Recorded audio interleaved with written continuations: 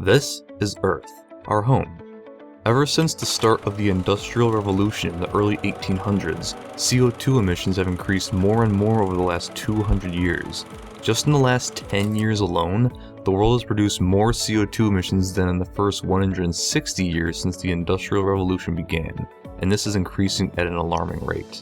The Earth is experiencing a phenomenon known as climate change.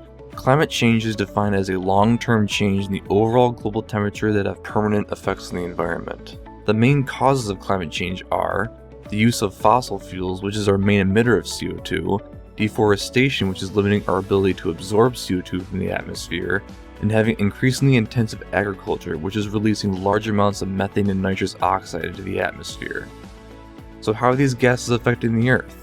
As the sun's rays hit the Earth's surface, the Earth absorbs some of that energy. The rest of that energy gets radiated back into space, but most of it gets trapped in our atmosphere due to greenhouse gases. Greenhouse gases are natural to the planet and are actually a good thing to have to help regulate temperature, but too much of them can have devastating consequences, causing more heat to get trapped, which makes the Earth warm up even more. A warmer climate means it affects ecosystems around the world, most notably in the oceans. This slight increase in global temperature creates a phenomenon known as ocean acidification, which occurs when CO2 interacts with the salt water. Unable to adapt to the new environment, marine species start to die off because of the increased acidity in the oceans. This is a major problem because more than 1 billion people depend on marine life as their main source of food. With warming oceans comes the melting of the polar ice caps. According to a study done by NASA, the overall loss of ice in the 2010s was around 475 billion tons. This is 6 times greater than the 81 billion tons lost in the 1990s. Scientists are predicting a global sea level rise of about 53 centimeters by the year 2100. This will have massive impacts on the 400 million people living in coastal regions where they're exposed to tremendous flooding and destruction. So what can we do to limit the effects of climate change? We can transition from using fossil fuels to more renewable sources like solar, wind, hydro, and nuclear power.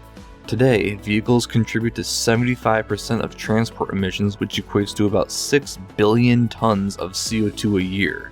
If we replace everything with electric vehicles, this will not only reduce CO2 emissions, but will create more sustainable vehicles for the future. To limit the effects of deforestation, we must crack down on logging companies destroying our forests around the world. We can build them back up by planting more trees, using less paper, and recycling.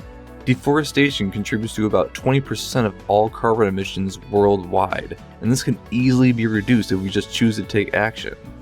The waste that is produced by agriculture adds around 200 tons of methane and nitrous oxide to the atmosphere every year. Although it's less, methane is 28 times more powerful at trapping heat than CO2. To limit the emission of this gas, we can take action by converting it into energy, eating less meat, and supporting organic farming. As we move towards alternatives that are less impactful to the environment, these changes will slow and hopefully eliminate climate change altogether.